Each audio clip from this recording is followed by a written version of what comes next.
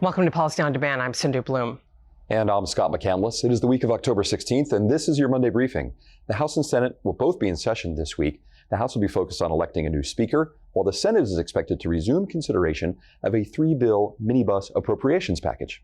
We've been closely following the developments around the new speaker elections in the House. Chairman Dave Camp joins us to share what he's hearing about the latest state of play. Chairman Camp, welcome. Thank you. Great to be with you all. So, Chairman Camp, what are you hearing? Where do things stand, and how long could this process take? Well, Sindhu, things are still inconclusive. And on Friday, the Republicans had 2 votes, one to nominate a speaker, and they nominated Congressman Jim Jordan. And the second vote was, would you vote for Congressman Jordan on the floor? And 55 voted no, so they have a ways to go. Apparently, some progress was made over the weekend, and there could be as many as a dozen who are not supporting Congressman Jordan on the floor, but we'll see. There has been some outside pressure that doesn't always work to the benefit of the person trying to become speaker, but they actually have an opportunity on Tuesday to see whether they can come together and find a vote for speaker. If they do, then it's concluded. If they don't, there will be potentially some other members who might surface, whether that's Congressman Emmer, Congressman Hearn, or Congressman Johnson. There has been some talk of the Problem Solvers Caucus empowering Speaker Pro Tem McHenry for a period of time in order to pass some appropriations bills or some funding measures for Israel or Ukraine. I think that has a long way to go before that is socialized among the members of Congress, particularly the Republicans. And then lastly, there has been some talk of bipartisanship with the Democrats. I think that would be the last of the alternatives. If Republicans can do nothing else, then they might find a way to find some bipartisanship. But I think that's at the end of this process. And Chairman Camp, we're about a month away from the end of the current government funding. So what effect might this process have, both on government funding and the year-end tax bill that we have all been hoping for? Well, Scott, the problem is working on who the speaker will be means they're not working on government funding. So I think that it delays things and makes it a real time crunch for them. Meanwhile, the Senate will be back and they will be working on some bipartisan funding issues for government. I think for business and others following this, really follow what might be coming together in terms of a continuing resolution or funding in the House and Senate, and what opportunities there might be for other policy to be attached to that might mean some of the business provisions that have been really top of mind for many over these last months, whether those have an opportunity. I think there still is an opportunity, but as time gets closer and closer, it becomes a bit more difficult to get this done. But I think there's still a chance that they may resolve this, and then ultimately they're going to have to really move forward quickly on government funding. Chairman Camp, thank you very much for your time and insights. Appreciate it as always. Thank you.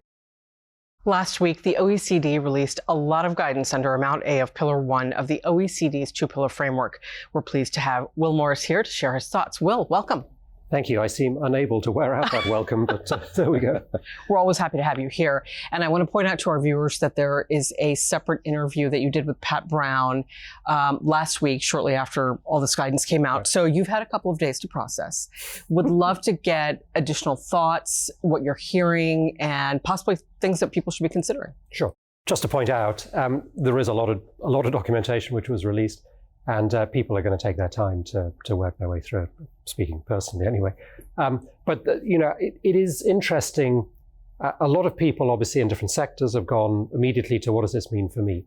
And some of that is clear and some of it isn't clear. There have been clearly some fairly important clarifications. We talked with Pat, I talked about defense, for example, the defense industry being included in that. But there are others who want to know more about this. There are others still who are looking at some of the details now and saying, well, maybe this means, we can now better tell exactly how this is going to work. And there are others who are saying, some of these issues still don't seem to completely have gone away. There was a webcast this morning that the OECD did where they talked about really, the number of differences being very small and everybody being very close. Maybe. Again, as I said the other day, look at the footnotes. I think that with the complexity, particularly the allocation system, which people are looking at, the the various ways of doing it, waterfalls, pro rata, all the rest of that stuff. I think people are still trying to figure out exactly how this would work. And you can say at a certain level it's a simple computation. It's a simple computation if you understand it. Sure. Well, there are a lot of countries looking at this, but focusing just on the United States, where do you think the U.S. goes in this process? Well, that's the $20 billion question. I mean, it's a lot of money. The answer is we don't know. The US has launched a consultation on this. Now, that in itself is noteworthy because it is far from clear that the multilateral convention is going to be reopened, whatever the comments may be. So, what does that consultation mean? Does it mean perhaps that the Treasury is trying to decide where US business stands on this, and that therefore, what their reaction should be? We don't know, but we do know that the Treasury got another letter late last week from legislators on Capitol Hill, from Senator Crapo in particular, saying, we've told you about this. We know that ratification, as it always has been, is going to be difficult. So there may be some questions, does it make sense to sign this? But one outcome of the consultation, for example, if there weren't to be substantial support from business for Pillar 1, might be to reopen that question. We don't know, and all of this is speculative. But as we said before, nothing is certain in this process, nothing at all. So, Will, in terms of next steps, I want to specifically find out where your thinking is with this project, with the guidance that came out last week. What are your next steps? Right. It's an interesting question. And actually, I want to expand your question as well and talk just a little bit about Pillar 2 for a second.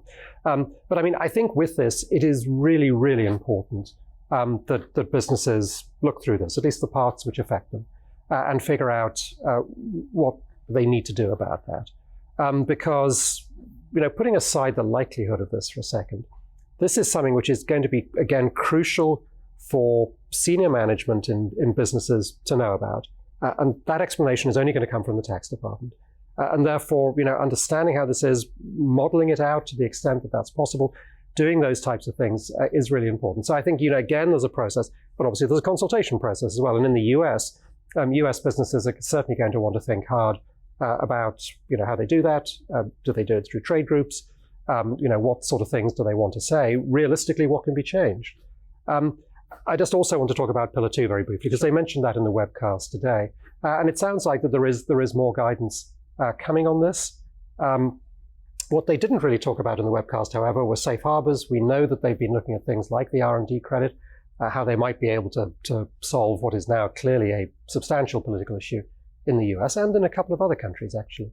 And, how are they going to deal with that? So, we're going to wait and see on that. And actually then circling back to Pillar 1 for a second. The other thing is there was nothing about Amount B in there. There were rumors that there would be something there. So again, I think people are thinking about that and where that might end up. Will, thank you so much. You're very welcome, Sindhu. And for our viewers, we will have more on the OECD's two-pillar project, and a PwC insight on the topic is linked in the description of this episode, as well as the latest Week in Review with Janice Mays. Another Week in Review follows this Friday. Thank you, as always, for spending this time with us. Stay with Policy on Demand for the latest developments from Washington and around the world. Take care.